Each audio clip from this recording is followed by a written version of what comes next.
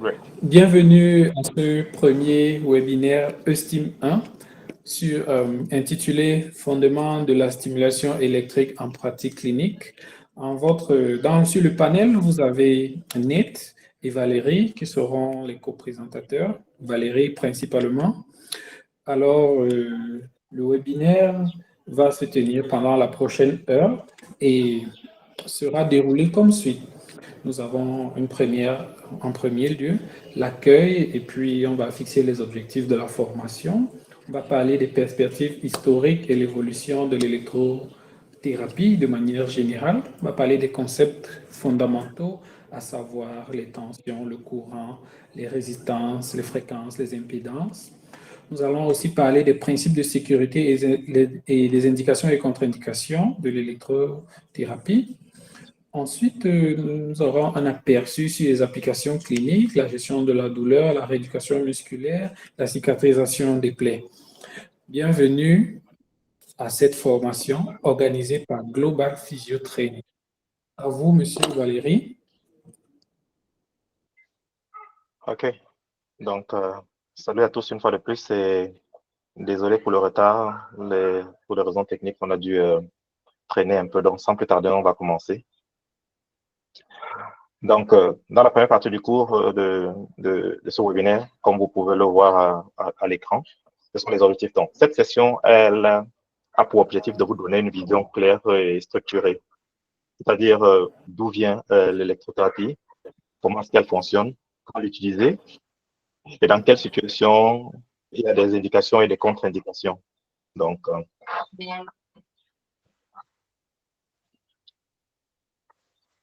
ici, dans cette première partie, c'est une modalité qui est très utilisée. Donc, et je pense qu'il est important de savoir, nous qui utilisons l'électrothérapie et l'électrostimulation tous les jours, il est important de savoir d'où est-ce qu'elle vient.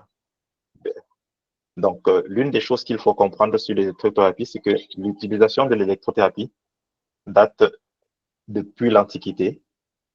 Comme vous pouvez le voir sur la diapositive suivante, ce petit animal que vous voyez qui est appelé le poisson raie, dont la raie électrique, ou torpedo fish en anglais, en réalité, est l'une des premières utilisations de l'électrothérapie à des fins thérapeutiques. Donc, dans l'Antiquité, les Égyptiens et les Romains avaient déjà commencé à utiliser le poisson raie pour ses effets curatifs, c'est-à-dire pour utiliser de l'électrocution dans le cadre des maux de tête et un certain nombre de pathologies. Toujours dans le cadre de l'évolution au courant des années, une autre date qui est particulièrement importante va être suivante, celle que vous voyez là à l'écran, avec Luigi Galvani et Alessandro Volta, qui, pour le premier, Galvani, a mené des expériences sur l'électricité animale. Je ne sais pas si vous connaissez les expériences de Galvani avec la stimulation des pattes du nerf curale, je pense, dans les pattes de grenouille, et qui a mis en évidence la présence de l'électricité animale. Ensuite, il y a eu le travail de Alessandro Volta, qui est avec la pile qu'il a fait. L'une des autres périodes qui va être particulièrement marquante, c'est la période du XXe siècle. Donc, celle du XXe siècle avec les premiers appareils d'électrostimulation. Une fois que les deux premières étapes ont été induites, donc, elles ont posé les bases de l'électrostimulation. Il a commencé à avoir un développement à partir du XXe siècle. Et aujourd'hui, nous avons des stimulateurs de plus en plus précis avec des programmes précis. Donc, les grandes étapes de l'évolution de l'électrostimulation ou de la stimulation électrique. Donc, comme je l'ai dit tout à l'heure, vous avez donc l'utilisation du poisson raie, donc, que vous pouvez voir ici à l'aiguille. Ce sont des schémas datant de très très longtemps qui ont particulièrement documenté son utilisation. Ensuite, là, c'est une expérience au XVIIIe siècle, quand les premières utilisations du courant galvanique avec Galvani ont commencé les premières stimulations. Vous voyez, ça, c'est une photo pour une personne qui avait une paralysie faciale. Et donc, là, pour le cas de cette photo, il démontrait clairement qu'il était capable de produire une contraction des muscles et donc de créer une expression faciale chez des personnes avec une paralysie faciale complète qui ne pouvaient plus bouger. Et donc là, il montrait, c'était le but de cette expérience-ci, de montrer qu'on pouvait produire une contraction musculaire avec une origine externe. Là, vous avez au XIXe siècle les travaux de Faraday. Je crois que vous avez tous fait. Vous voyez que la chimie et la physique de la chimie et la physique du secondaire, ce sont les mêmes notions que vous avez fait en chimie. Donc, pour ceux qui ne se retrouvent pas, il faut bien vouloir retourner à vos cours de physique et de chimie de troisième en première. Donc, les travaux de Faraday avec l'induction électromagnétique, c'est-à-dire qu'il commence à produire les premiers champs magnétiques et le déplacement d'électrons pour pouvoir, et qui a été posé une grosse partie des bases des travaux des systèmes électriques.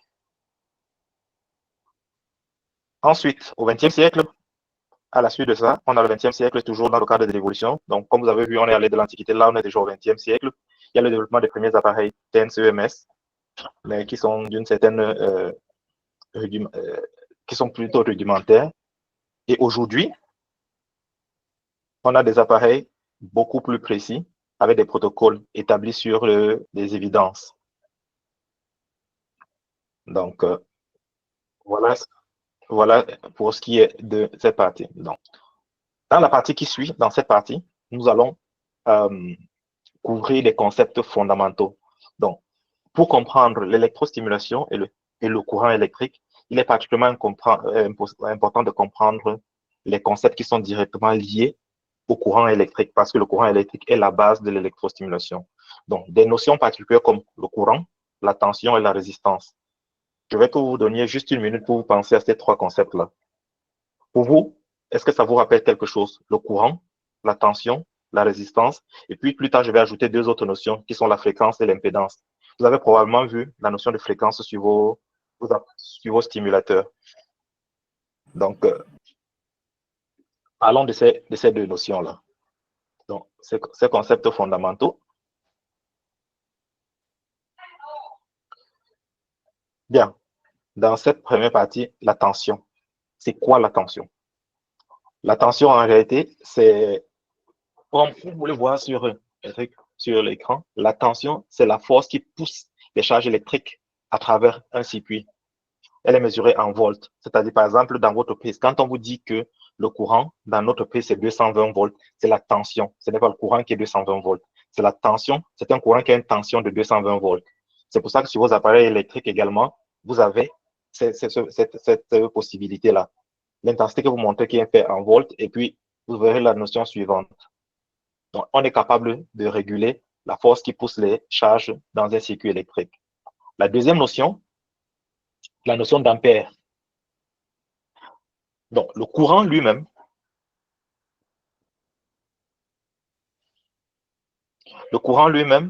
euh,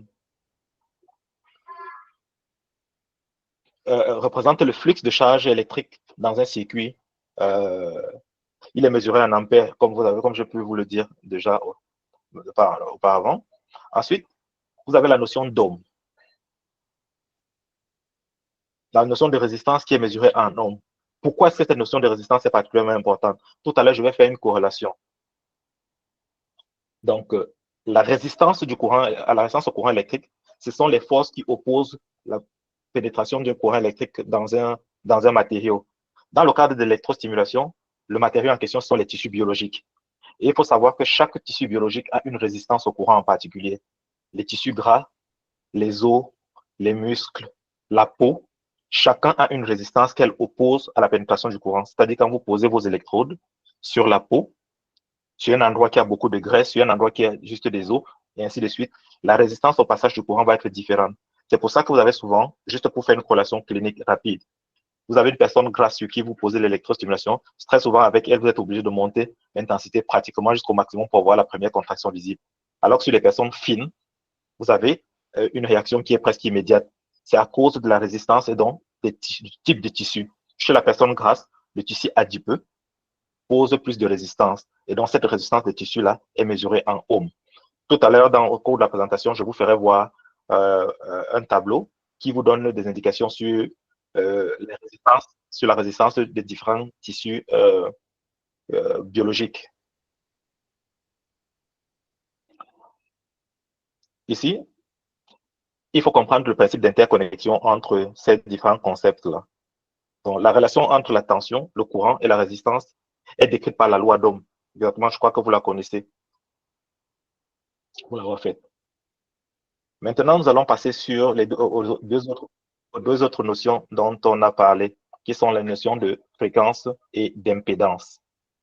C'est quoi la fréquence et c'est quoi l'impédance? Je crois que sur vos stimulateurs, vous voyez souvent 2S, 3S, 15S, 20S, 100S, 100 milli-S et ainsi de suite.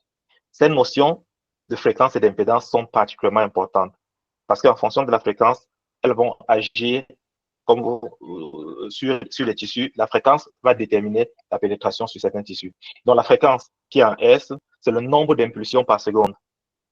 Pour chaque stimulation que vous produisez, disons que pour une stimulation d'une seconde ou de deux secondes, le courant qui vient en fonction de sa forme, le nombre de fois qu'il clignote, c'est-à-dire qu'il produit des impulsions en une seconde, va définir la fréquence. Ça veut dire que s'il le fait 1000 fois en une seconde, la fréquence est de 1000 S. S'il le fait 2 fois en une seconde, elle est de 2 S, et ainsi de suite. Retenez particulièrement ces termes-là.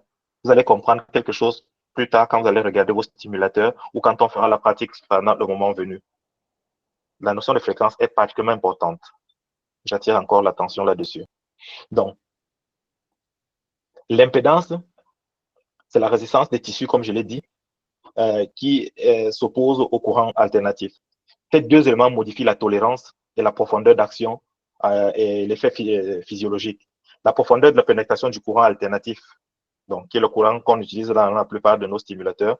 Certains stimulateurs ont également de courant direct, mais le courant alternatif, c'est la distance à laquelle l'intensité du courant est réduite à moins de 37% de sa valeur à la surface. Cette profondeur est influencée par la fréquence du courant, la propriété du tissu conducteur. Donc, juste à titre d'exemple, dans les courants de basse fréquence, qui sont les courants de moins d'1 kHz, dont une pénétration superficielle limitée à sensiblement à la résistance de la peau, on a les courants à moyenne fréquence entre 1 et 10 kHz, et puis on a les courants haute fréquence au-delà de 10 kHz. Eux, ils ont les tissus sont moins résistants, donc, et ils pénètrent beaucoup plus profondément. Bien. Donc, ici, vous revenez sur ce schéma. Là, je vous présente sur ce schéma, vous voyez, des notions de fréquence du courant. Vous voyez que sur la flèche ici, sur le même temps qui est parti, on a juste deux impulsions. Alors que sur le même temps, ici, on en a plusieurs et ainsi de suite. Donc, par moment, sur le même temps, on peut avoir des impulsions beaucoup plus importantes. Ici, je vous ai parlé de la notion d'impédance et de courant. Dans le cadre de cette notion d'impédance, sur la notion de l'impédance, je vous parle ici de la composition corporelle et comment est-ce que la composition corporelle, ce schéma que vous voyez, c'est un schéma qui représente une forme de composition corporelle avec les tissus gras et les différents tissus.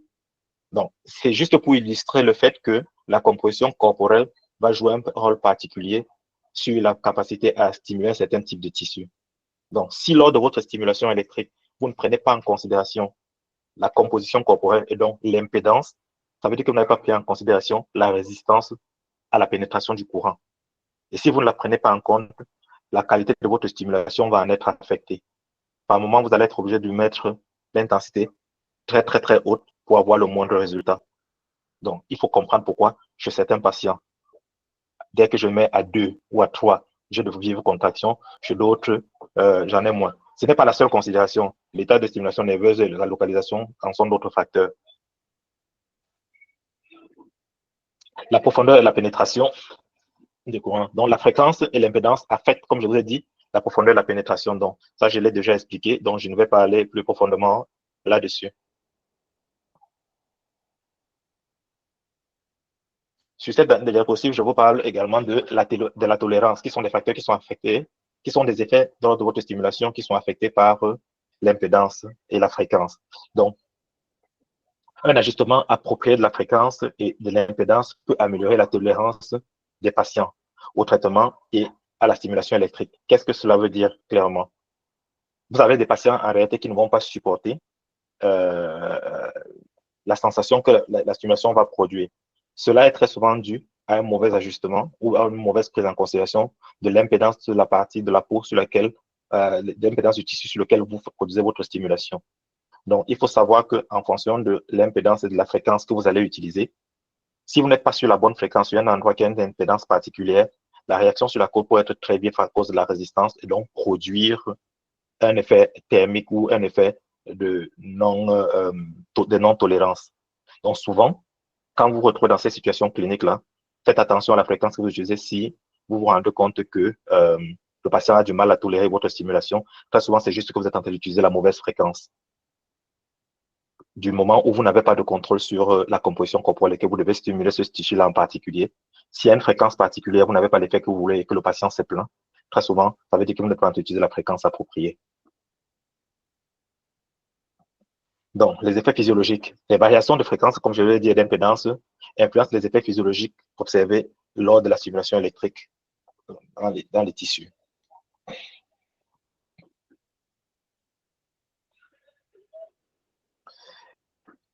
Ce tableau que je vous présente vous montre les différents types de tissus. Donc, sur ce tableau, vous voyez, c'est un tableau qui récapitule la pénétration du courant électrique selon la fréquence.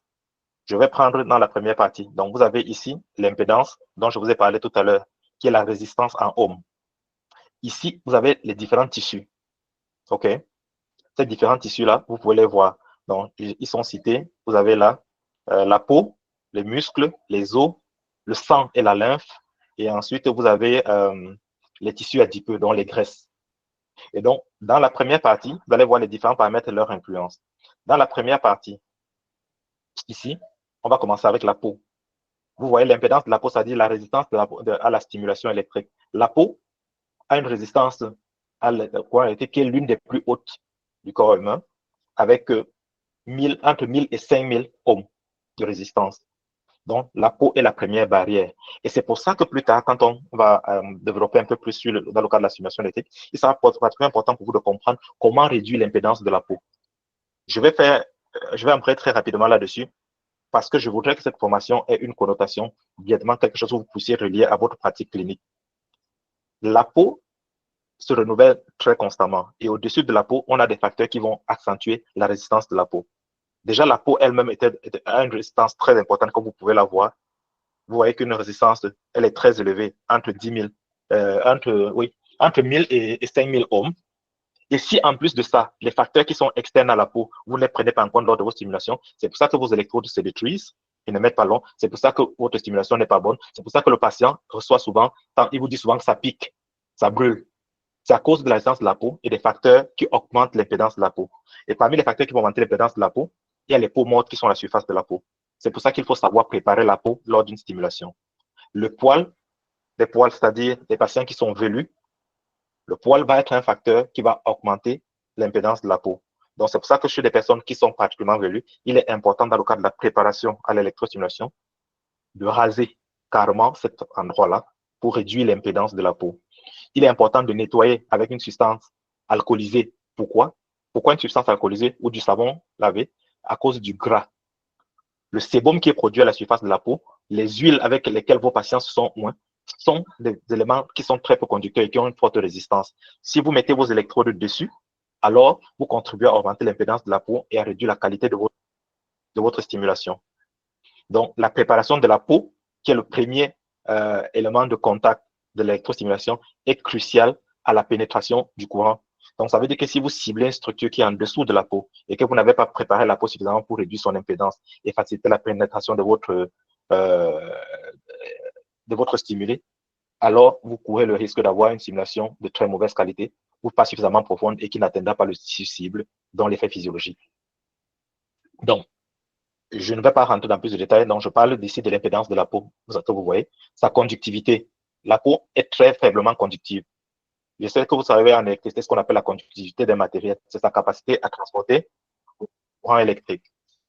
Ensuite, sur cette autre partie, vous avez la pénétration à basse fréquence. Donc, la fréquence ici. Vous voyez, les courants à basse fréquence, c'est-à-dire inférieur à 1 kHz,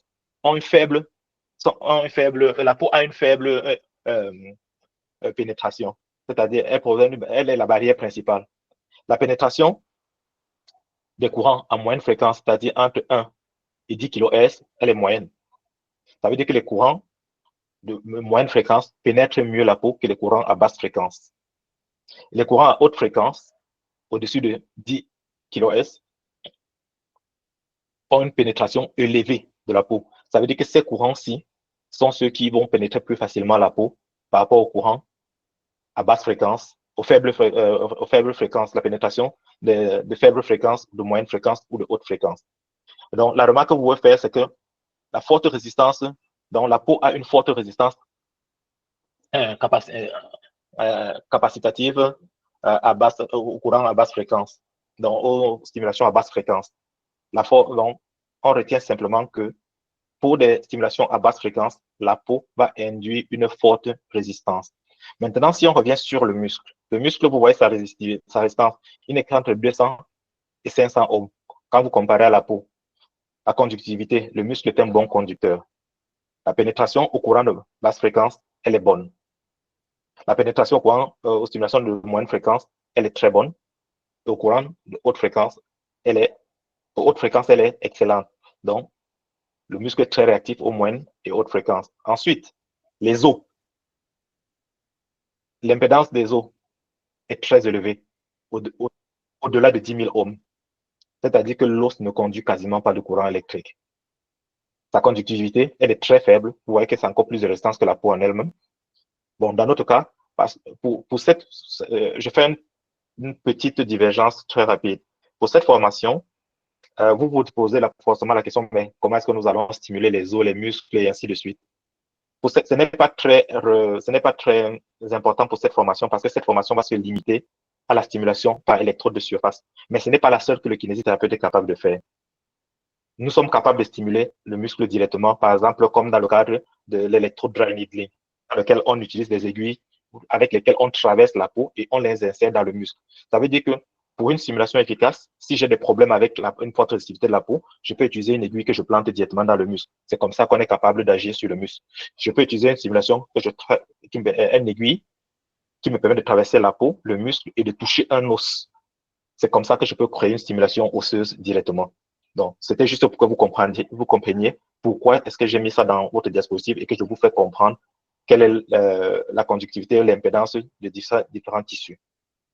Dans le même ordre d'idée, donc, la conductivité du sang et de la lymphe.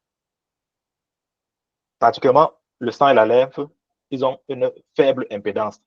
Plus l'impédance est faible, plus le tissu est conducteur.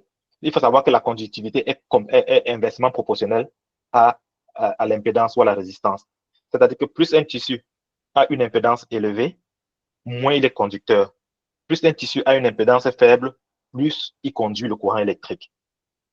Donc, le sang et la lymphe, qui sont des liquides et qui contiennent de l'eau, et vous savez que l'eau est un conducteur par excellence, voilà pourquoi eux, ils ont une très faible résistance. Vous voyez, seulement 50 à 100 ohms. On est juste entre 50 et 100 ohms. Donc, leur conductivité est très bonne. Leur pénétration est très bonne, excellente par rapport aux différentes fréquences. Donc, fluide, très conducteur, transmettent bien le courant électrique. Pourquoi est-ce que j'attire votre attention là-dessus? C'est l'une des raisons, par exemple, pour lesquelles on vous demande d'éviter de poser vos électrodes sur le cou, notamment sur la jugulaire. Si vous posez vos électrodes sur le cou d'un patient, notamment sur les artères, sur les artères et les principales veines de votre cou, comme c'est presque en contact avec ces fluides-là, il reçoit une décharge immédiatement à l'intérieur du cerveau. Et c'est pour ça que c'est très douloureux. Vous allez lire cette contre-indication dans beaucoup de manières, on n'allez pas comprendre pourquoi. Moi, j'ai été têtu, j'ai essayé, et je vous promets que c'est quelque chose que vous ne voulez pas savoir. Vous ne voulez pas vivre.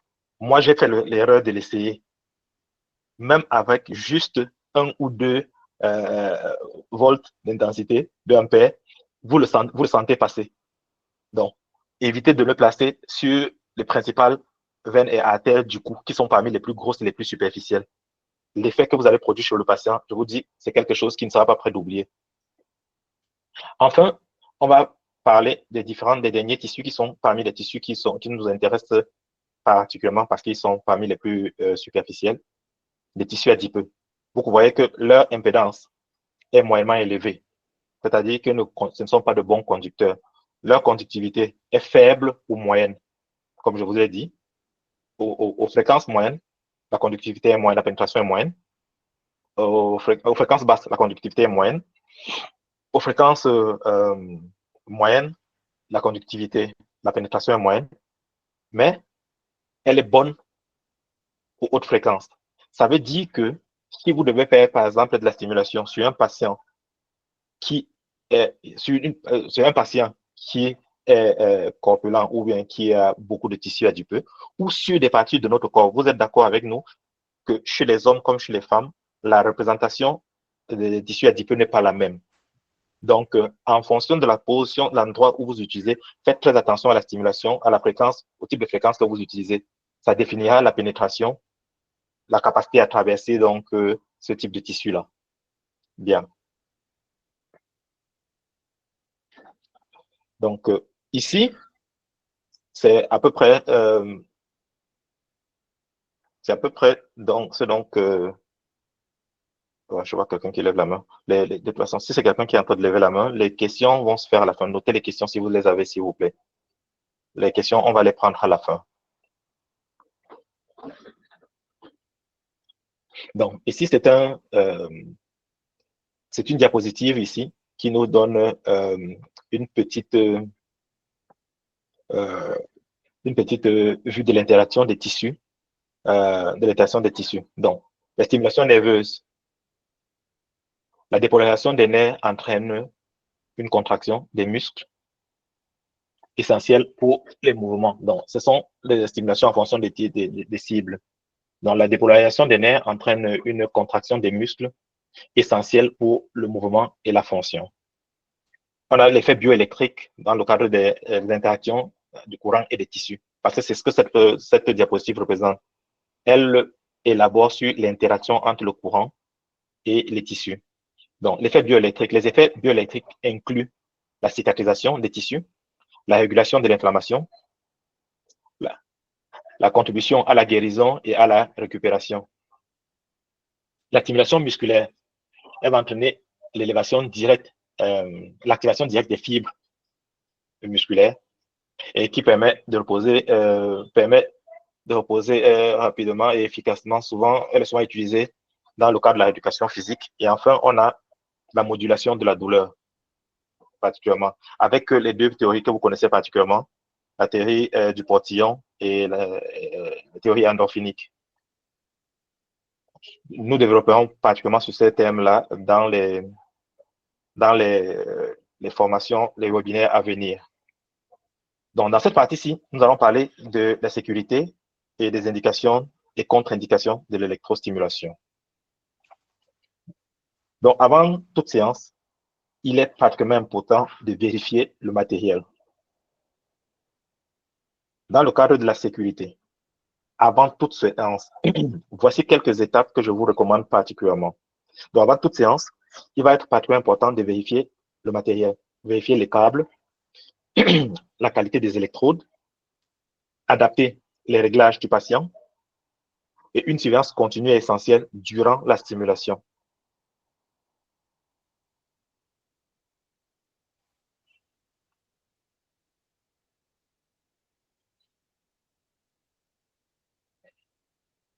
Les indications cliniques.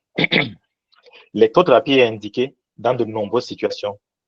Notamment, on va voir les douleurs aiguës et les douleurs chroniques, le renforcement musculaire, l'amélioration de la circulation sanguine, la réduction de la spasticité, la cicatrisation des tissus.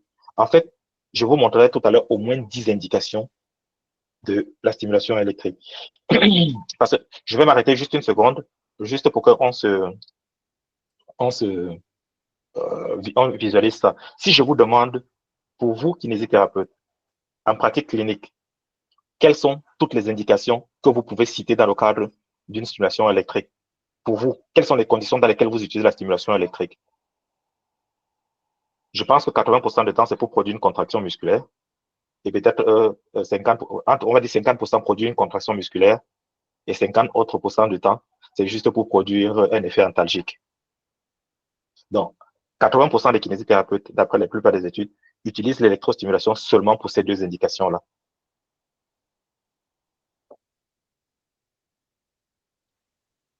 Donc, nous allons rentrer un peu là-dedans. La gestion de la douleur. Donc, l'une des premières indications, comme je disais. Donc, on a la gestion de la douleur. La stimulation électrique interagit avec les nerfs sensitifs en particulier pour bloquer ou moduler les signaux douloureux selon deux mécanismes.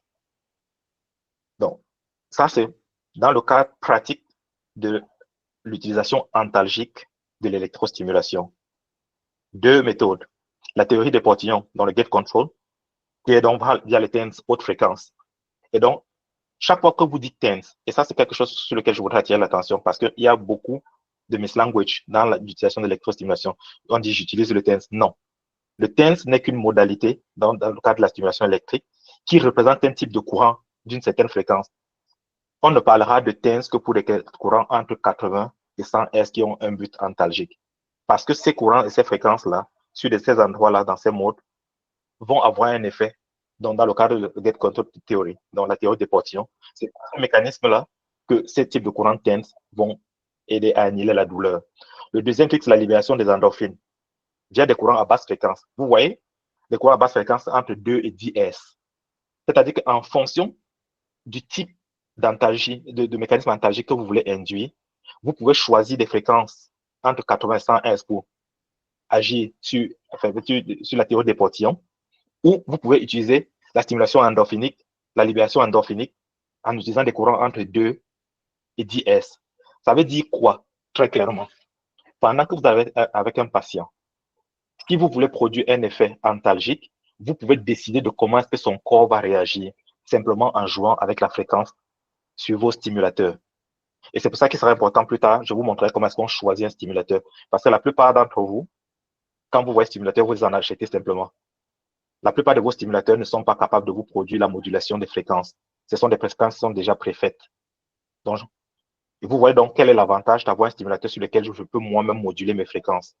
En étant capable de moduler vos fréquences, vous pouvez décider de comment est-ce que le corps va réagir. Est-ce que je vais réduire sa douleur en stimulant la production d'endorphines? Est-ce que je vais réduire sa douleur simplement en utilisant la théorie des portillons? Et pourquoi c'est important une dernière fois? C'est parti, je vais insister là-dessus. Il faut savoir que chaque patient va être particulièrement sensible à l'annihilation de sa douleur selon l'un des deux mécanismes. C'est pour ça que vous allez avoir des patients, par exemple, qui vont être très sensibles à la libération d'endorphines et qui vont être moins sensibles au gate control theory. C'est pour ça que si vous avez ces patients, que vous le mettez sur le courant TENS entre 80 et 100 Hz, la plupart du temps, il aura l'impression que sa douleur ne baisse pas. C'est souvent simplement parce que c'est un patient qui pourrait plutôt être sensible à la libération d'endorphines. Ça fait qu'à la prochaine séance, au lieu d'utiliser les hautes fréquences, vous utilisez les basses fréquences, toujours dans le cadre antalgique, et vous avez plutôt produit la sécrétion d'endorphines et probablement arriver à un meilleur mécanisme. Donc, très souvent, chez les patients, il faut chercher quel est le mécanisme de blocage de la douleur auquel il est le plus sensible. Et ça, vous le faites simplement en jouant sur les fréquences. Donc, ça, c'était la première application. La deuxième application, la stimulation musculaire et le renforcement musculaire. Ça, c'est vraiment une situation qu'on utilise. Dans le cadre de la stimulation musculaire et renforcement musculaire, ça, c'est ce que la plupart des kinésithérapeutes font, qui malheureusement, à mon avis, n'est pas la meilleure utilisation de l'électrostimulation pour le clinicien. Cette stimulation en particulier, qui est la stimulation musculaire, elle permet de provoquer des contractions musculaires pour renforcer les muscles affaiblis, améliorer l'endurance, rééduquer après une immobilisation.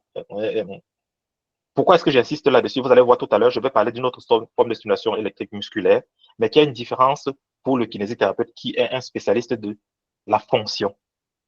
Le professeur de sport, l'athlète, voilà le mode qu'eux, ils utilisent le plus. Pourquoi? Parce qu'ils produisent simplement la contraction musculaire. Le kinésithérapeute utilise celle-ci dans des conditions particulières pour développer la masse musculaire d'un athlète, pour renforcer un muscle qui est faible ou pour prévenir une atrophie. Donc, celle-ci n'a pas un but de fonction. Elle a surtout un but de rétablissement de la force musculaire, de prévention et ainsi de suite. Regardez ce qui vient ensuite, la rééducation neuromusculaire.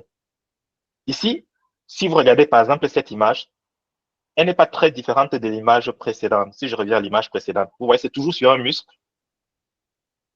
celui-là, et là, on est toujours sur un muscle, sur les muscles de l'avant-bras. Sauf que les raisons ici sont différentes. Ici, on est dans le cadre de la rééducation neuromusculaire, donc c'est une forme d'électrostimulation fonctionnelle. Elle a un but de s'associer, donc de stimuler un muscle dans le cadre d'un mouvement d'ensemble et de rééduquer une fonction. Alors que dans le cadre de la stimulation musculaire ici, ce n'est pas une fonction qu'on réduit, on redonne juste au muscle sa capacité physiologique. C'est un muscle qui est faible, on le renforce. C'est pas parce qu'un muscle est fort qu'il est doué de fonction. La fonction est une coordination de plusieurs muscles ensemble pour donner un geste qui a du sens. Donc, si je me mets à stimuler simplement mon biceps, je peux le stimuler simplement parce qu'il est fait pour lui donner, mais ça ne s'agit pas dans une fonction où me permettre de lancer un objet. Si je veux rééduquer mon biceps dans le cadre, par exemple, d'une fonction particulière, par exemple, qui est l'ouverture de la main pour prendre un objet, vous voyez qu'ici, il va devoir se coordonner à un certain autre nombre de choses. Là, on stimule les muscles de l'avant-bras, mais il y a les muscles des bras qui vont faire le reste. Donc, c'est dans le cadre d'une stimulation, dans le cadre d'une fonction, donc la rééducation neuromusculaire, avec une coordination du système nerveux central. Là, c'était le troisième. Quatrième type, et ça, je parie que ça, c'est quelque chose que vous ne le saviez pas, ou la plupart d'entre vous ne le savez pas. La cicatrisation des plaies. Oui, l'électrostimulation est particulièrement efficace dans le cadre de la stimulation des plaies. Je crois qu'il y a certains qui le savent. Moi, je, par exemple, travaille dans les unités diabétiques, surtout dans le cadre des ulcères diabétiques, des ulcères de Buruli, qui sont des maladies, qui sont des pathologies où on a des ulcères qui ont du mal à cicatriser. Notamment chez des patients qui vont développer des escarres. Oui, effectivement. J'aime bien cette réaction que je viens de voir. Oui, vos patients qui font des escarres dans les lits, les ulcères de pression, vous pouvez anticiper sur le développement ou améliorer la cicatrisation des ulcères de vos patients qui ont fait des AVC avec l'électrostimulation. Donc, le courant électrique va aider à la régénération cellulaire, l'oxygénation cellulaire, l'angiogénèse. L'angiogénèse, c'est quoi? Et la réduction des charges bactériennes, effectivement. Donc, le courant électrique a ces effets-là. Donc, il y a des kinésithérapeutes qui sont spécialisés en dermatologie et qui ne feront que le travail avec l'électrostimulation sur ces pathologies-là en particulier. Donc, très souvent, quand vous voyez une blessure, un ulcère, vous dites, oh, les infirmiers vont venir faire ça. Non. Dans les hôpitaux où je travaille, je m'en occupe. Je m'en occupe. Moi, souvent, quand le traitement médical lui-même n'a pas pris ou en coordination. Donc, vous pouvez décider d'en faire une spécialité. Il y aura une formation particulièrement là-dessus. Parce que, comme je vous ai dit, ce premier webinaire est une introduction. Plus tard, on aura des stimulateurs. C'est pour ça qu'on a parlé de Estime 1. Il y a Estime 2, Estime 3, Estime 4, et ainsi de suite. Où on va le faire en détail avec tous les détails, avec toutes les particularités. La réduction des œdèmes. Voilà un autre aspect sur lequel 80% des kinésithérapeutes n'utilisent pas l'électrostimulation. L'électrostimulation est particulièrement efficace dans le cadre de la réduction des œdèmes. Par quel mécanisme? Le mécanisme généralement derrière, il est simple. Également, ça fera l'objet d'une autre formation probablement. Le mécanisme de base, c'est l'utilisation de la pompe, des pompes veineuses et du drainage lymphatique. Si vous connaissez comment le système lymphatique fonctionne, vous êtes d'accord avec moi qu'il n'a pas de pompe particulière, comme dans le cas du système cardiovasculaire, où le cœur va jouer le rôle de pompe et pour pousser le sang. Dans le cadre de la circulation lymphatique, ce sont des contractions musculaires en général qui jouent le rôle de pompe. Dans le cadre, par exemple, de cette stimulation, ou ce patient qui a alité, disons, à risque de phlébite, par exemple, un patient, par exemple, qui a été alité pendant longtemps, qui est sous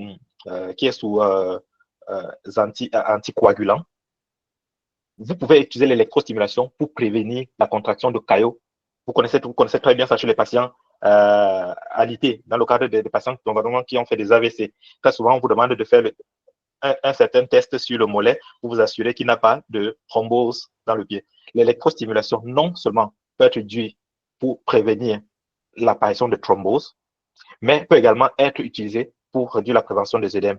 Par la contraction constante du muscle gastrocnémien, elle permet d'éviter la stase veineuse dans le pied et également la stase lymphatique, donc empêchant ainsi l'œdème. Quand l'œdème est déjà installé, vous voyez que ce patient, par exemple, a une contention pour produire une pression inverse, mais a un électrostimulateur sur le muscle de l'arrière de la cuisse, parce que la contraction que le muscle va produire induit une force qui permet de déplacer le fluide. Donc, vous pouvez également utiliser l'électrostimulation dans le cadre de la prévention des œdèmes, la prévention des thromboses. La réduction de l'inflammation. Ça, je suis sûr que c'est également quelque chose qui vous surprend. Il y a des études qui sont en train d'être faites de plus en plus là-dessus. Ici, par exemple, l'une des études les plus récentes et l'une des situations les plus récentes, c'est la stimulation du nerf vague. Si vous regardez le schéma qui est associé à la diapositive, c'est assez technique. Je ne vais pas rentrer dans les considérations techniques, mais je préfère simplement que dans le cadre de cette introduction, que vous sachiez qui est ça, qu'il y a cette possibilité-là et que vous puissiez être à mesure de chercher plus dessus. Puis, dans le cadre de nos formations à venir, je prendrai du temps pour rentrer dans les mécanismes complets. Mais il s'agit ici de la modulation de la circulation sanguine et lymphatique et de l'activation des mécanismes anti-inflammatoires. Je ne vais pas rentrer dans les détails dans le cadre de cette présentation. Vous voyez que depuis là, on n'a pas fini. On est toujours dans les indications. On est peut-être à la 9e indication de l'électrostimulation. Le traitement des spasmes et notamment de la spasticité. Oui, peut-être vous ne le saviez pas. L'électrostimulation est efficace pour réduire la spasticité chez les patients. Un patient spastique, on peut utiliser l'électrostimulation. Le problème, c'est qu'il faut savoir quels sont les paramètres à utiliser. L'électrostimulation, je le redis encore, est efficace pour inhiber ou lutter contre la spasticité. Il faut connaître les paramètres. Donc, la spasticité n'est pas une contre-indication de l'électrostimulation. Ça, c'est une mauvaise conception que beaucoup de kinés ont. Un patient spastique, oui, on utilise l'électrostimulation, mais il faut connaître les paramètres. On reviendra à ça. Donc, l'idée générale derrière, c'est que en provoquant des contractions rythmées, la stimulation détend les muscles et favorise son relâchement. Mais ça, c'est une explication simplifiée. Dans le cadre de nos formations à venir, je pourrais entrer dans le mécanisme derrière et toutes les informations dont vous avez besoin. Comme je l'ai dit encore ici, j'évite, dans le cadre de cette présentation particulière, de rentrer très en profondeur. C'est une introduction à l'électrostimulation. Donc, dans les webinaires à venir, on va aller en détail. L'amélioration de la circulation sanguine. Ça, je l'ai déjà noté. On est à la 10e. On est à la 10e indication, je pense. Donc, le courant électrique va induire une vasodilatation réflexe. Cette vasodilatation est utile pour améliorer l'oxygénation des tissus, favoriser la nutrition cellulaire, réduire la douleur d'origine vasculaire. Donc, pour un patient avec des insuffisances veineuses, l'électrostimulation va être efficace dans le cas d'un patient avec une insuffisance veineuse, par exemple. Le mécanisme est derrière. Qu'est-ce qu'une insuffisance veineuse induit? Les blessures et les ulcères qui subissent, les douleurs qui suivent sont des douleurs d'origine circulatoire. Étant donné que l'électrostimulation induit une vasodilatation réflexe, ça veut dire que pour une patiente qui a une insuffisance veineuse, le mécanisme de l'insuffisance veineuse, c'est quoi? Il n'y a pas assez de sang qui arrive, souvent du fait de la lumière, des vaisseaux qui se sont réduits ou bien souvent de la dégénérescence de certains vaisseaux. En utilisant l'électrostimulation dans des zones qui sont privées de perfusion, vous créez une vasodilatation réflexe. Ça veut dire qu'un vaisseau sanguin dont la lumière était petite va se dilater et donc permettre un plus grand afflux de sang. Et généralement, les douleurs qui suivent du fait d'une insuffisance veineuse, c'est quoi? C'est que les tissus qui sont autour se retrouvent en hypoxie parce qu'ils sont sous-oxygénés. Donc, en produisant une vasodilatation réflexe, vous permettez au système cardiovasculaire d'envoyer plus de sang, plus d'oxygène à ces tissus qui étaient en souffrance. Et c'est comme ça que vous agissez sur les douleurs chez un patient, par exemple, qui va avoir une insuffisance veineuse. Donc, vous pouvez cibler ce type de pathologie-là avec un patient.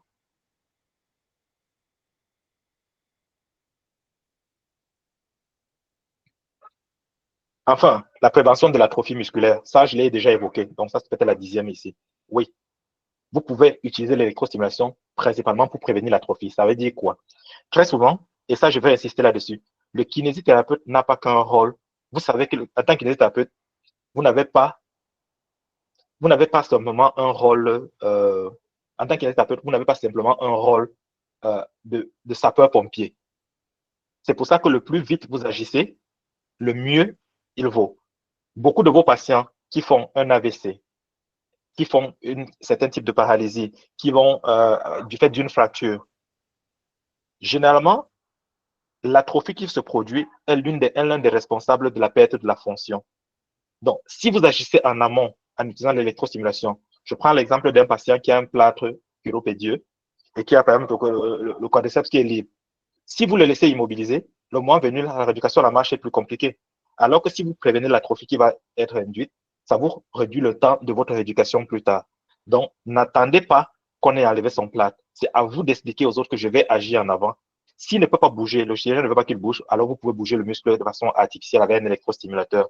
pour entretenir la trophicité du muscle. Et un muscle qui garde une bonne trophicité, garde une bonne santé physiologique et donc est plus facilement prêt à la rééducation. L'amélioration de la fonction cardio-respiratoire. Ça, c'est également quelque chose que je suis presque certain que c'est quelque chose que la plupart d'entre vous n'utilisent pas. Oui. En utilisant un électrostimulateur, vous améliorez la fonction cardio-respiratoire en particulier. C'est en fait particulièrement très efficace chez les personnes qui vont être paralysées. L'une des indications va être chez les patients tétraplégiques. Je ne sais pas si l'un d'entre vous a déjà travaillé avec un patient tétraplégique. Vous allez vous rendre compte qu'au début, même, ils sont complètement déconditionnés au niveau cardiovasculaire. Parce que même simplement, leur capacité de pousser son fauteuil roulant, il est épuisé après son hémiplégie, ou sa tétraplégie. Comment est-ce qu'avec un électrostimulateur, en stimulant ses jambes qui n'auront peut-être plus de fonction ou plus jamais, même si c'est une paralysie complète, il est important de stimuler ces jambes-là pour améliorer la fonction cardiovasculaire de votre patient. J'explique très brièvement pour que vous compreniez le principe derrière. Un patient qui fait par exemple une fracture, on va dire T12, L1, il est complètement paralysé en bas, il a une sonde, il ne marchera plus jamais, c'est connu. Mais si vous ne stimulez pas les jambes, déjà pour des raisons esthétiques, vous pouvez aider à garder une certaine proficité. Pour des raisons vasculaires, comme je l'ai dit tout à l'heure, vous pouvez continuer à entretenir les jambes, ça reste une partie de son corps. Conserver l'image corporelle pour le patient est important. C'est pour ça que la plupart des stimulateurs portables, vous devez les prescrire au patient. C'est un outil à prescrire. Il doit pouvoir l'utiliser de temps en temps et vous venez comme guide. Ce n'est pas vous qui venez avec votre stimulateur une fois de temps en temps. Les stimulateurs portables que vous utilisez en clinique en réalité ne sont pas des stimulateurs pour les cliniciens. Ce sont des stimulateurs qui sont destinés aux patients. Donc, apprenez à prescrire des stimulateurs. Comme vous prescrivez une ceinture lombaire, comme vous prescrivez un collier cervical, comme vous prescrivez une attelle. Apprenez à prescrire vos stimulateurs. Donc, revenons sur le cadre du reconditionnement cardiovasculaire.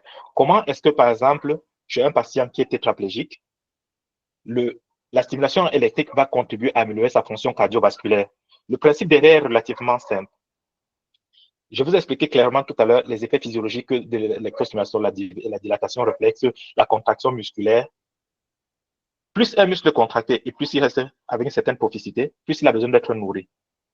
Si un muscle est volumineux et il est trophique, le cœur est obligé de s'adapter pour pomper suffisamment de sang pour continuer à suppléer la demande qui est faite par ces muscles. Parce que ça reste des tissus vivants. Ils sont certes paralysés, mais ils restent des tissus vivants. Si vous continuez à imiter la fonction cardiovasculaire en posant des contractions, le cœur et le système cardiovasculaire sont obligés de s'adapter et continuer à développer le réseau vasculaire.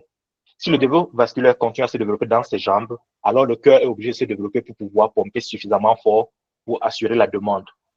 Étant donné que la contraction que vous allez produire avec une électrostimulation va imiter la demande naturelle de contraction naturelle, alors le système cardiovasculaire est obligé de s'adapter et continuer à suppléer. Donc, vous allez voir chez ces patients-là qui ont été à l'idée, le fait qu'avec le principe d'homéostasie, le fait qu'ils soient en train de se déconditionner là en bas et qu'ils n'utilisent pas, le cœur s'adapte. Et étant donné qu'il a horreur du gaspillage, il va juste faire les efforts dont il a besoin pour suppléer la partie qui est utilisée. Et c'est pour ça que ces patients, au moindre effort, vont se retrouver affaiblis. Donc, améliorer la condition cardiaque, alors vous êtes sûr que vous entretenez. Donc, en stimulant simplement ces jambes, vous développez l'endurance chez ce patient-là. On pourra développer ces aspects-là plus longtemps. Donc, vos patients qui sont paraplégiques, utilisez des stimulateurs sur leurs jambes. Arrêtez de penser que ça ne sert à rien. Expliquez-leur pourquoi ils ont besoin d'un stimulateur. Prescrivez un stimulateur à leur famille parce que ça deviendra un de leurs compagnons. Bien. Ça a été un peu long, mais je pense que c'était nécessaire. On va aller sur cette partie, les contre-indications à l'électrostimulation. Les contre-indications à l'électrostimulation vont être classées en plusieurs catégories. On a les contre-indications absolues, les contre-indications relatives, les précautions particulières, les patients cancéreux et l'électrostimulation en post-chirurgie restante. Prenons les contre-indications absolues. Les contre-indications absolues de l'électrostimulation vont être notamment les pacemakers, la grossesse dans les zones abdominales et les patients avec une épilepsie active. Ces trois-là vont être particulièrement importants. Dans le cadre des contre-indications relatives, les contre-indications relatives englobent généralement les troubles cutanés, c'est-à-dire certaines blessures sur la peau, certaines pathologies dermatologiques et ainsi de suite. Certains points avec un certain niveau de sensibilité vont nécessiter une attention particulière. C'est pour ça qu'on va parler de contre-indications relatives. Donc, des patients avec des dermatoses vont être des patients pour lesquels il faut faire attention. C'est pour ça que quand vous faites l'électrostimulation, avant de conduire l'électrostimulation, vous allez inspecter la peau pour un certain type de dermatose. Parce qu'une rupture dans la continuité de la peau va entraîner en réalité une différence dans la façon dont les tissus vont réagir à l'électrostimulation. S'il y a une blessure et que vous mettez les électrodes sur la blessure, c'est pour ça que certains patients, vous allez voir, quand vous mettez les électrodes, je crois que vous avez déjà tous rencontré ça, vous mettez des électrodes sur un patient et vous les mettez en marche. Le patient vous dit ça pique, ça pique, ça pique. Vous regardez, si vous prêtez attention, vous allez voir qu'il y a un bouton qui l'a cassé là-bas où il y a une petite blessure. Généralement, vous déplacez juste l'électrode de quelques centimètres et puis vous avez le résultat escompté. Donc, si jamais un patient vous dit ça pique, c'est deux choses que vous regardez. Est-ce que le contact est bon? Est-ce que le contact entre les électrodes de la peau est bon? Ça revient à la première notion dont je vous ai parlé, l'impédance. Est-ce que l'électrode est desséchée? Parce que si l'électrode est desséchée ou si la peau est grasse et que le contact n'est pas bon, la réaction qui va se produire va être une réaction violente en dessous de la peau. Il y a une réaction chimique qui peut créer un effet de brûlure. Le mécanisme à l'anode et à la cathode, on le verra plus en détail. Mais en dehors de ça, une rupture dans la continuité de la peau va faire que le courant ne va pas se dissiper dans la peau de façon uniforme. Et donc, il y aura une forme d'hypersensibilité. Donc, si le patient se plaint que ça pique, vous déplacez simplement, vous regardez pratiquement la peau. Donc, je demande généralement, je conseille généralement de créer une véritable inspection de la peau avant. Est-ce qu'il a une petite blessure? Si je pose l'électrode dessus, il va réagir violemment. Donc, je déplace simplement à côté. Les précautions chez les enfants. Une attention particulière est requise pour les enfants, car leur sensibilité au traitement, à la stimulation électrique peut varier. Ils ont un système nerveux qui n'est pas encore mature. Certains ne sont pas capables d'indiquer s'ils se sentent mal ou pas. Ils vont simplement pleurer pour ceux qui ont un inconfort. Ils ne vont pas être capables de décrire de façon claire chez l'adulte, comme l'adulte le ferait pour vous donner des indications. Donc, chez l'enfant, il faut le faire avec des précautions. Pas pour dire que c'est une contre-indication, c'est pour ça qu'on parle de précautions particulières chez ce type de sujet. Les patients cancéreux, ça, c'est une chose sur laquelle je voudrais attirer particulièrement l'attention des kinésithérapeutes, notamment dans le cadre de certains types de lombalgie avec certains profils de patients. Je vais prendre chez les hommes, par exemple, un patient de plus de 60 ans qui vit avec un certain type de lombalgie et qui a une histoire de prostatectomie.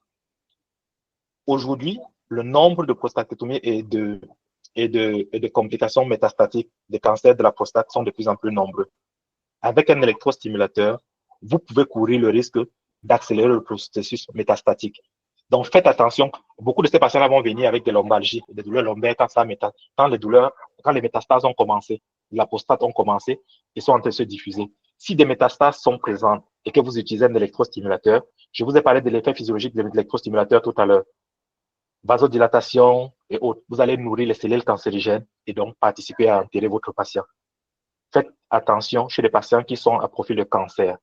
Cancer du col de l'utérus chez certaines femmes, cancer du sein chez les femmes. Dans ces zones-là, faites attention au risque de propager le cancer.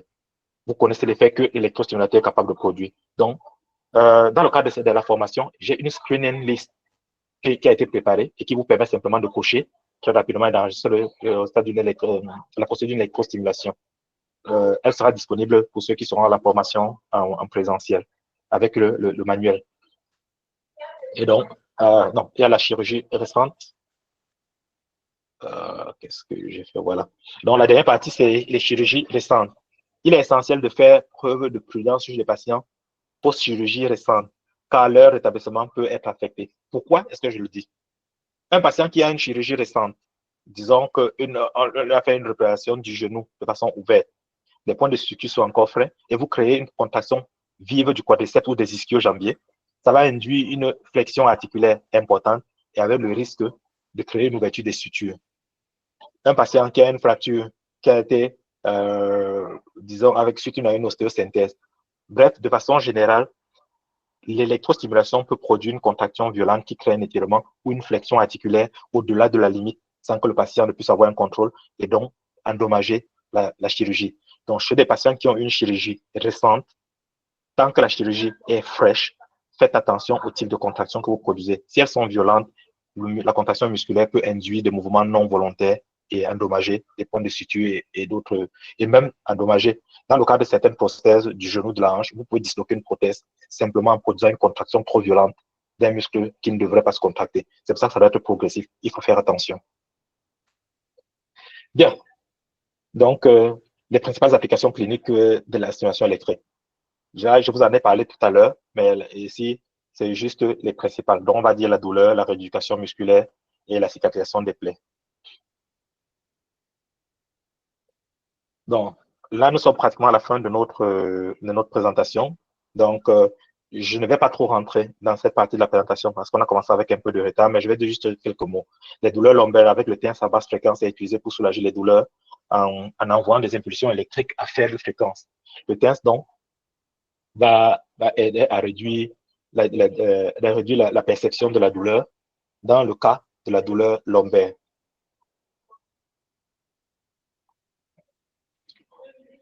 Les déficits musculaires, notamment par exemple le quadriceps ici.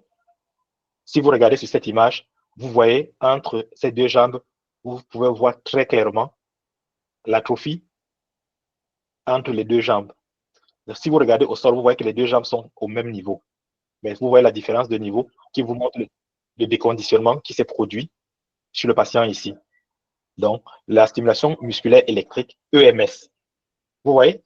Et ça, j'attire là-dessus. Désormais, il faudrait que nous puissions, au terme de cette formation, nous parler et nous adresser les uns aux autres en utilisant le vocable approprié. Parce que nous avons l'habitude de aller, donne-moi mon TENS, je vais faire le TENS et autres. Le TENS est une indication antalgique exclusive. Utilisez les termes appropriés, documentez avec les termes appropriés. Comme les médecins ont leur jargon, comme les infirmiers ont leur jargon, respectons le nôtre. Parlons comme nous devons parler. Bien. La stimulation électrique musculaire va être employée après une chirurgie, par exemple, pour activer la restauration de la force musculaire du quadriceps et faciliter ainsi la réhabilitation. Les ulcères diabétiques et la stimulation galvanique. Vous voyez, ici, je suis un peu plus précis en vous disant quel type de stimulation on utilise. C'est pour ça que je vous ai dit tout à l'heure que dans le cadre de nos formations à venir, je rentrerai dans les détails. Le prochain webinaire, on va entrer dans les différents types de courants et vous allez comprendre les courants galvaniques, faradiques, diadynamiques, courants russes, courants interférentiels, micro-courants et autres. On va entrer là-dedans et vous donner les particularités de chacun et ce qui font que ces courants sont ce qu'ils sont. Quand on dit stimulation galvanique, c'est du courant galvanique qu'on utilise. Le courant galvanique, c'est quoi? Donc, la stimulation galvanique est utilisée pour favoriser la cicatrisation des ulcères diabétiques en améliorant la circulation sanguine et le niveau, au niveau de la plaie. Dans le cadre de cette stimulation-là, il faut retenir que, comme je vous ai montré sur l'image précédente, l'électrode ne se place pas au centre de la plaie. Pas du tout. Mais on en parlera dans les formations à venir. Hémiplégie post-AVC et stimulation électrique fonctionnelle. Dans le cas d'un AVC, en réalité, il y a un module d'électrostimulation sur les AVC qui sera en cours après celui-ci. Quand on aura fini la formation sur l'introduction à l'électrostimulation, on va faire un ISTIM 2, ce sera l'électrostimulation dans le cadre des accidents vasculaires, la rééducation d'accidents vasculaires cérébraux, où on va voir tous les types de courants qui sont utilisables dans le cadre d'un AVC. Parce que dans le cadre d'un AVC, dans le cadre de la prévention, il y a les atrophies. Je vais vous montrer comment est-ce qu'on utilise, quel type de courant on utilise pour prévenir une atrophie chez un patient qui a fait un AVC. Dans le cas d'un AVC, on a des dislocations de l'épaule suite à des atrophies également. Je vais vous montrer quels sont les types de courants et les paramètres et comment est-ce qu'on place les électrodes pour pouvoir, par exemple, prévenir une dislocation secondaire de l'épaule ou rétablir une trophicité du deltoïde. Dans le cadre de l'électrostimulation, toujours chez les patients qui ont fait un AVC, je vais vous montrer comment est-ce qu'on place les électrodes, on détermine les points moteurs pour créer une stimulation fonctionnelle, l'ouverture et la fermeture de la main. Comment est-ce qu'on détermine les points moteurs? Comment est-ce qu'on les utilise dans le cadre de l'électrostimulation fonctionnelle, dans le cadre de l'entraînement à la marche? Le patient qui fait un AVC développe de la spasticité. Je vais vous montrer quel est le courant spécifique qui va être utilisé pour aider à lutter contre sa spasticité. Le patient qui a fait un AVC va avoir des douleurs corporelles. Je vais vous montrer comment est-ce qu'on va utiliser l'une ou l'autre des théories en fonction du type de douleur que le patient va présenter, toujours dans le cadre d'un AVC. Et enfin, le patient qui a fait un AVC dans la phase où il a lutté peut faire également un ulcère de pression. Je vais vous montrer quel est le type d'électrostimulation qu'il faut utiliser dans le cas de ce patient. Vous voyez que dans le cadre de la pathologie seule, d'un patient qui a fait une hémiplégie ou un accident vasculaire cérébral, on peut utiliser 5 ou 6 des indications que je vous ai données tout à l'heure: antalgique, trophicité, force musculaire, cicatrisation, rééducation cardiovasculaire, prévention des œdèmes. Toutes les indications sont faites chez le patient qui a fait une hémiplégie. Donc, ce sera une stimulation, un cours, une formation ciblée sur la rééducation de l'hémiplégie et l'électrostimulation. Et on verra toutes les indications: douleur, atrophie, rééducation fonctionnelle, prévention des œdèmes, amélioration de la circulation, conditionnement cardiovasculaire et cicatrisation. Bien. Donc, en résumé, les principes physiques et fondamentaux. Donc, l'électrothérapie repose sur des fondements physiques qui guident son utilisation et son efficacité en kinésithérapie. J'insiste là-dessus. Les principes physiques fondamentaux. L'électrostimulation, ce n'est pas prendre les électrodes de mettre sur un patient. Il faut comprendre qu'il y a des principes physiques derrière. Je vous ai indiqué la résistance, l'impédance, la fréquence, la conductivité des tissus et un certain nombre de choses. La tension, le courant, ainsi de suite. L'efficacité et la sécurité. Quand l'électrostimulation est bien utilisée, quand l'électrothérapie est bien utilisée, elle présente des risques réduits, elle est positive pour le patient et elle ne pose presque quasiment pas d'effets secondaires. L'électrostimulation est importante, c'est un outil particulièrement important pour vous. Il entraîne une polyvalence clinique. Cet outil vous offre une grande variété d'applications. Je viens de vous en citer une dizaine. Je suis sûr que la plupart d'entre vous n'en utilisaient qu'une ou deux. Et même quand les deux qu'ils utilisaient, je ne suis pas sûr qu'on les utilisait correctement. Les connaissances de base. Il est important d'avoir les connaissances de base. C'est pour ça que j'ai commencé cette formation, ce webinaire, par les fondements. Quand nous utilisons un stimulateur, il faut savoir ce que nous utilisons. Si un patient nous pose la question: pourquoi tu utilises ça comme ça, pourquoi tu mets ça comme ça, il ne faut pas qu'on bégaye, qu'on puisse expliquer et justifier.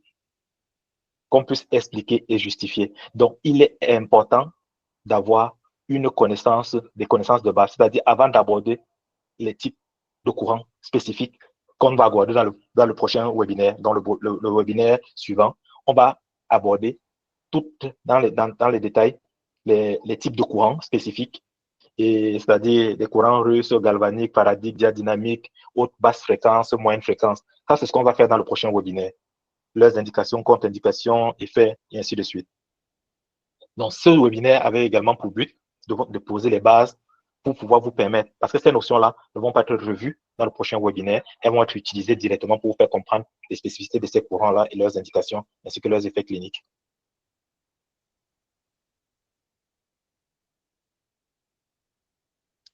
Donc, voilà. Merci beaucoup. Nous arrivons au terme de... Donc, par contre, je voudrais quand même vous faire voir cette vidéo rapidement. Avant que nous finissions, regardez rapidement cette vidéo. Je vous ai parlé de l'expérience de Galvani. Je voudrais que vous regardiez cette vidéo très rapidement.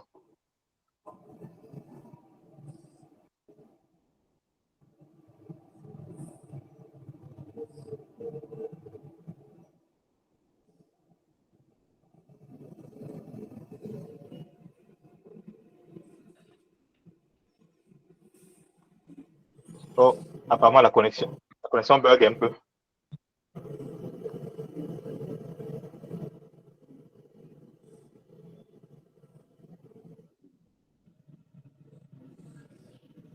Elle vous explique comment est-ce que l'électrostimulation a vraiment commencé.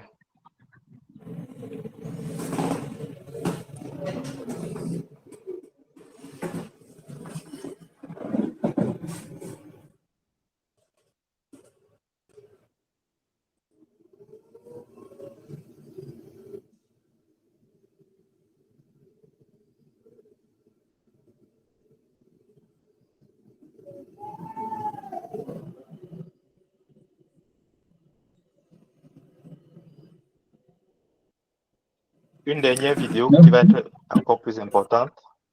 Juste D'accord. une dernière. Je En crois attendant que que, non, c'est la dernière que je gagne. Oui, d'accord.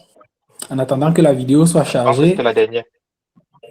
D'accord. Alors, nous vous remercions grandement, Monsieur Valéry. Je crois que tout le monde sera du même avis que moi. Cette introduction a été vraiment très riche. Nous nous sommes rendus compte de beaucoup de choses qui nous manquaient, nos petites lacunes dans l'électrostimulation.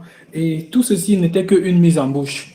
Venez dans cette série de formations, dans le prochain webinaire, le troisième, et surtout inscrivez-vous massivement pour la formation en présentiel. Vous ne serez pas déçus du tout. Sachez que tout ce que vous venez d'entendre ici n'est que un petit aperçu de ce qui vous attend lors de la formation pratique. On va quitter de la théorie, S'il te de plaît, ces Charles, connaissances théoriques.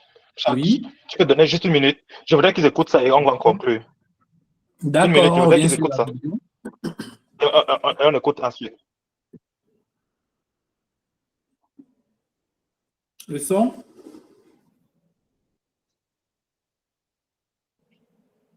Il n'y a pas de son. Non?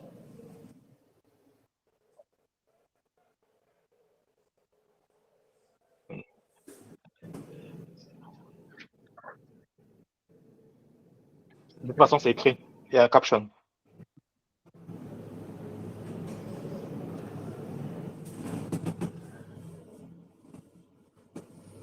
C'est juste 5 minutes, la vidéo.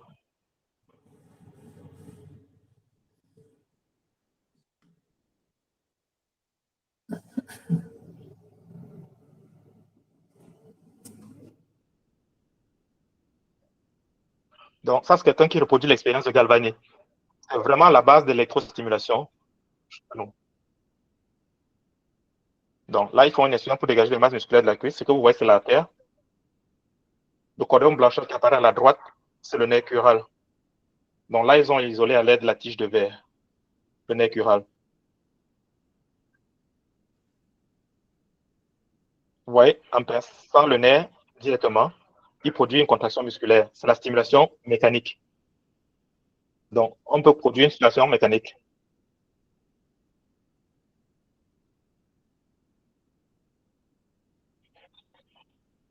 Donc, ça, c'est une machine qui est proche de la machine dont Galvani, c'est de la machine électrostatique dont Galvani s'est servi. Et le mettre en contact le nerf, et puis production de la stimulation. Vous voyez la grenouille qui réagit. La matrice, c'est une machine à induction électromagnétique, électrostatique. Donc, voilà les prémices de l'électrostimulation que vous utilisez aujourd'hui. Voilà comme ça a commencé.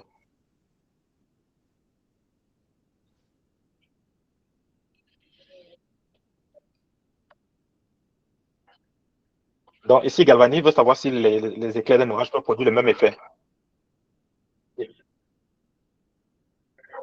Donc, il a mis la grenouille à l'arrière, à l'extérieur, et puis il a connecté un câble.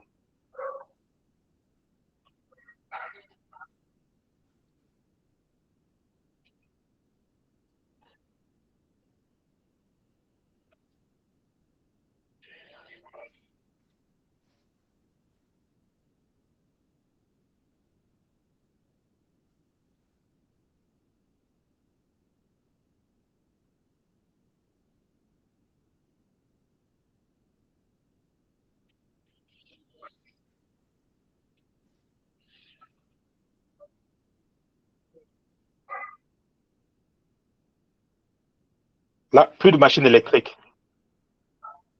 En bas du muscle, c'est une lame de zinc. Et ce qu'il apporte, c'est une extrémité d'une lame de cuivre. Donc, on a deux métaux, le zinc et le cuivre. Et vous voyez, donc, simplement en utilisant deux métaux de nature différente.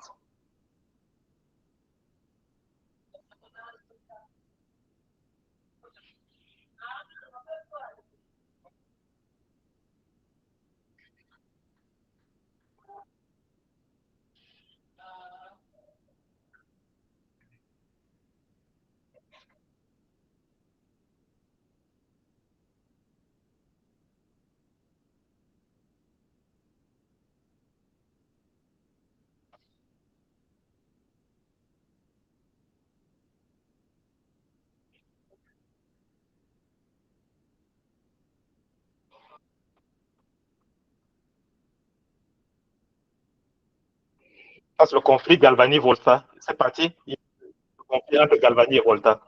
Pour Galvani, le courant venait de l'animal. Et pour Volta, c'est le contact entre les deux métaux, le cuivre et le zinc, qui met en mouvement de l'électricité, effectivement.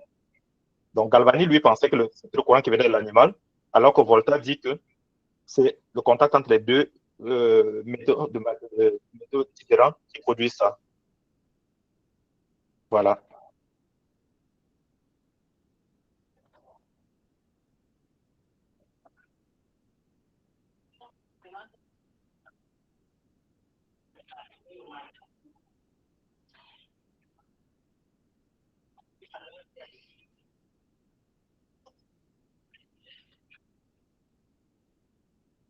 Ça, celle-ci montre la pile de Volta.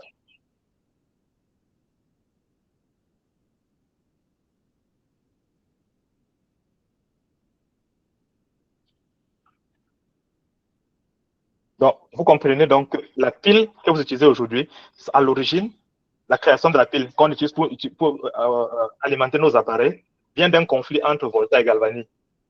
Volta crée sa pile de Volta en général pour prouver que le courant venait de l'extérieur, pas de l'intérieur. Donc, voilà, c'était tout. C'était tout ce que je voulais présenter pour vous aujourd'hui. Donc, Charles, you have the floor. Merci, merci, merci, merci. Et je vois qu'on était très nombreux. On a été nombreux à participer aujourd'hui et les interactions ont été particulièrement intéressantes. Charles, j'ai l'impression que tu es frozen et on a du mal à t'entendre.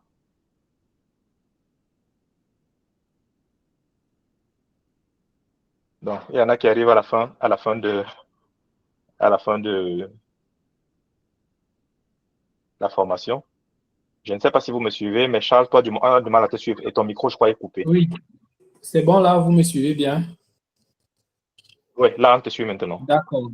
Merci beaucoup encore Valérie pour cette présentation et je tiens à rappeler à l'audience que ceci n'est qu'une mise en bouche. Ce n'est que l'introduction à la matière. Nous sommes encore dans les modalités théoriques et nous voyons déjà très bien toutes les choses que nous avons à apprendre sur l'électrostimulation. J'espère que nous espérons grandement que vous n'allez pas manquer les prochains rendez-vous, à savoir le webinaire numéro 2 qui sera intitulé Comprendre les différents types de courants, quand et pourquoi les utiliser, qui aura lieu le 7 juin 2025, toujours entre 18h et 19h. Il va se dérouler comme suit. Donc, on aura les titres suivants. Comment préparer le patient, la préparation de la peau, le placement des électrodes, comprendre les paramètres de stimulation, l'intensité, la fréquence, la longueur d'impulsion, la durée du traitement, ce qui est très important.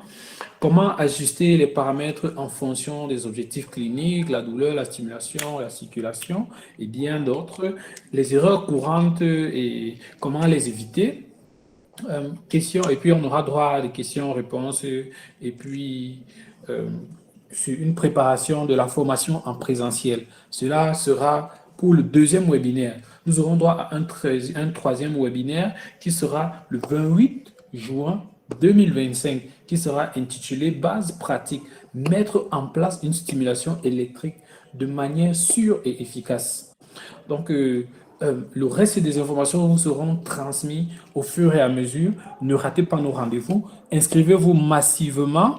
Il y a déjà le lien d'inscription qui est ouvert et vous pourrez nous contacter dans la description de la vidéo. Il y a des contacts, des informations complémentaires.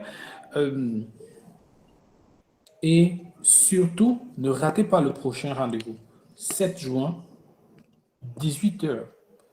Gardez bien ce rendez-vous en tête. Merci encore Valérie pour cette présentation très élogieuse et je tiens à vous rassurer, ceci n'est qu'une toute petite partie de ce qui vous attend lors de la formation, que ce soit sur le plan théorique ou bien sur le plan pratique. Ce sera très, très, très intéressant. Vous serez enrichi de nouvelles connaissances, vos connaissances seront actualisées. Alors, si vous avez des questions, j'en doute, puisque ça a été vraiment très clair, mais on ne sait jamais, posez vos questions. Sinon, Monsieur Valérie, est-ce que vous pouvez nous dire deux, trois choses supplémentaires, d'autres informations utiles? Je pense que tu as couvert l'essentiel de ce qu'il y avait à couvrir, hein. Comme j'ai dit, c'est un combat que je menais particulièrement depuis un certain temps. Donc, l'électrostimulation est en réalité un outil qui est sous-utilisé dans notre contexte, mais ce n'est pas qu'ici. Le cours sur l'électrostimulation, je ne le donne pas qu'au Cameroun, et que ce soit aux États-Unis ou ailleurs, ils ne sont pas différents. La plupart des physios ne sont pas véritablement différents, mais c'est un outil que je trouve qui est sous-utilisé. Donc, nous pouvons déjà, si on maîtrise l'utilisation de l'électrostimulation, entre autres, parce qu'il y aura d'autres modalités dont on parlera dans peut-être d'autres formations, mais ça vous permet déjà de ne pas trop vous fatiguer vous-même physiquement. La séance de kinésithérapie n'est pas obligée d'être une séance où vous passez le temps à transpirer. Il y a des moments où c'est nécessaire, ce n'est pas absolu. Donc, le mieux vous maîtrisez les modalités de physiothérapie, le moins physiquement vous allez souffrir. Donc, il est important et surtout, ça vous permet au niveau clinique de pouvoir avoir 2, 3 patients en même temps, tout en restant très efficace. Ça, il faut le maintenir. Si j'utilise l'électrostimulation de façon efficace, c'est que je peux justifier et expliquer au patient. Le patient n'aura pas de problème à être couché, venir pour une séance où il a 30 ou 45 minutes d'électrostimulation. C'est déjà ce qui se fait à l'extérieur. Donc, nous n'inventerions rien. Et ça vous donne le temps de le faire ailleurs. Très souvent, on passe le temps à masser simplement parce qu'on ne sait pas quoi faire. Il y a beaucoup de gens qui passent le temps à masser parce qu'ils ne savent pas quoi faire. D'autres pour remplir le temps de la stimulation. Donc, il y a plein de choses à faire. Dans le cadre des modalités, il y aura des modalités qui viendront également sur l'utilisation de l'ultrason, sur l'utilisation de la lampe infrarouge, la plupart des modalités que vous utilisez au quotidien. Parce que je vais prendre un cas, la lampe infrarouge. C'est l'une des modalités les plus mal utilisées au Cameroun. 80% des personnes qui utilisent une lampe infrarouge ne savent pas l'utiliser. Ça va peut-être vous surprendre, mais on entrera dans les détails. Quand on va parler des angles d'incidence, de réfraction, la distance, le temps d'exposition, la puissance de la lampe. Ce sont des paramètres que vous prenez en compte. Ça, j'attire juste votre attention rapidement là-dessus. Pour utiliser correctement une lampe infrarouge, il faut connaître la nature du tissu. Il faut connaître l'indice de réfraction des surfaces, les angles d'incidence. Il faut connaître la puissance de la lampe, la distance entre la lampe et le tissu, l'effet physiologique pour élever la température, la profondeur de la pénétration de la longueur d'onde que vous utilisez. Sinon, vous passez le temps à brûler la peau des patients pour des effets antalgiques. Monsieur Valéry, vous en avez assez dit pour aujourd'hui. Nous ne sommes que le premier webinaire et notre temps est compté. Vous avez entendu et j'espère que vous avez compris. Juste pour conclure sur la série de webinaires, comme on a dit, on a décidé que ce webinaire se ferait en 3 fois, comme Charles l'a indiqué, le premier, deuxième et troisième webinaire, qui va se conclure par des journées de formation en présentiel. 20 à 30% théorique, parce qu'il y a d'autres présentations dans lesquelles je peux rentrer ici. Ce sera de 9h à 17h et 2 jours. Et pendant ces 2 jours, qu'est-ce que vous devez attendre au niveau pratique? Tout ce qu'on a discuté, on va vous montrer une réalisation pratique. Mais en dehors de cela, je vais vous montrer, par exemple, comment est-ce qu'on fabrique un détecteur de poids moteur, comment est-ce qu'on entretient ces électrodes pour qu'elles émettent plus long, comment est-ce qu'on redonne de la vie à ces électrodes, comment est-ce qu'on prépare la peau, comment est-ce qu'on choisit les lieux de localisation pour placer ces électrodes, comment est-ce qu'on choisit la taille de ces électrodes, comment est-ce qu'on fait une corrélation entre les différents paramètres, comment est-ce qu'on programme son stimulateur. Ça prend partie des choses et puis on va faire des cas pratiques directement. Ça, c'est ce que nous allons faire dans la partie présentielle.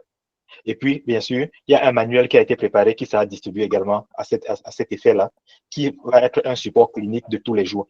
Il est conçu avec des tableaux qui vous permettent au quotidien, même après la formation, de savoir tout ce dont vous allez avoir besoin, une fois que vous avez fini la formation pratique, de savoir tout ce dont vous avez besoin pour pouvoir continuer à l'utiliser au niveau clinique.